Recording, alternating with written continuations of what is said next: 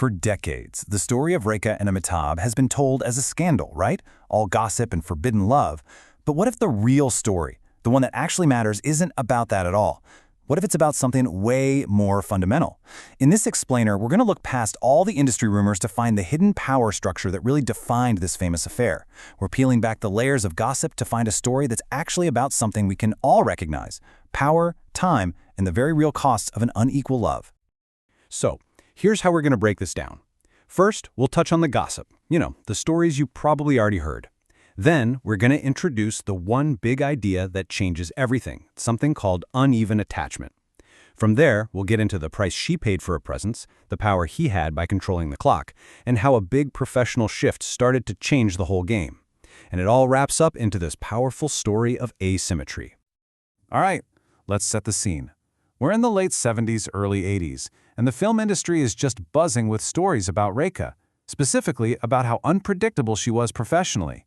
I mean, this became the story about her, the one that was repeated in magazines and books for years and years.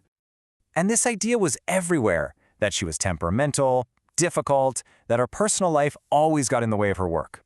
All these little stories painted this picture of a star who just couldn't keep her emotions in check. But this is where the gossip stops and our analysis really begins.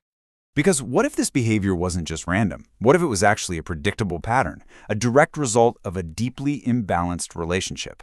You see, the real story here isn't the scandal. It's the hidden structure that was driving every single one of their actions. So to really get what was happening under the surface, we have to look at the whole thing through a new lens. And there's this one concept that frames this entire story. It's called uneven attachment. And this, right here, is the absolute core of it. Her life revolved around him. She made these huge emotional choices that ended up hurting her career. Meanwhile, he compartmentalized her.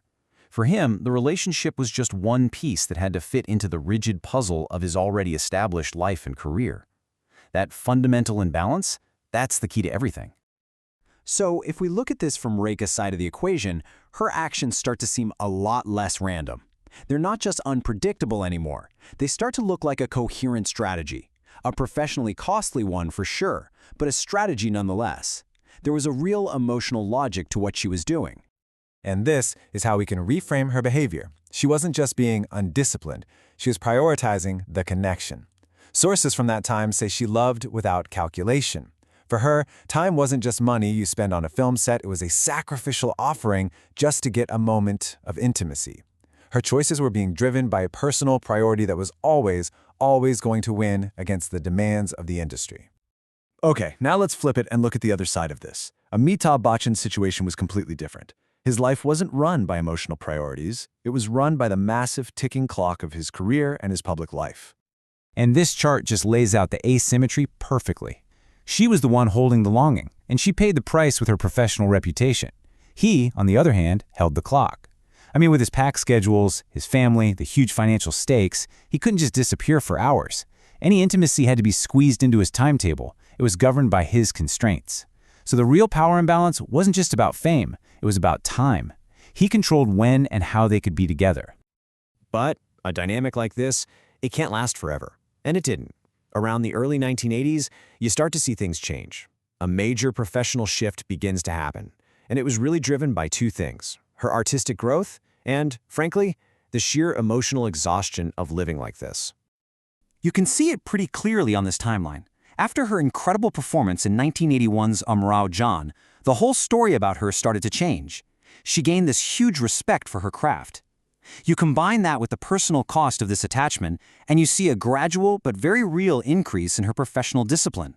The public perception of her literally flips from erratic to consummate professional. So when you put all these pieces together, what you get is something so much richer than just a simple scandal. What you really get is a profound story about asymmetry, about compromise, and about the very real human cost of a dynamic that is this imbalanced. And this brings us to this crucial idea, the real price of this kind of intimacy. Her absences from set, her missed call times, they weren't just professional failures. It's almost like a painful math equation. Every single moment she gained with him cost her dearly in her professional reputation. And this might be the most telling detail of all. The end didn't come with a big dramatic fight. There was no furious blowout. According to this analysis, it just frayed, quietly. It was worn down by the sheer fatigue of trying to maintain such a fundamentally lopsided structure. It was an end born out of pure attrition. And that really brings us to the heart of it, doesn't it? This wasn't just about two people. It was about a love that simply could not survive the completely unequal economies of attention and time. She revolved around him, he compartmentalized her. And in the end, that structural imbalance was just unsustainable.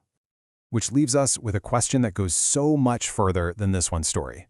It's a question about power, about priority, and about all those unspoken structures that govern our most intimate relationships.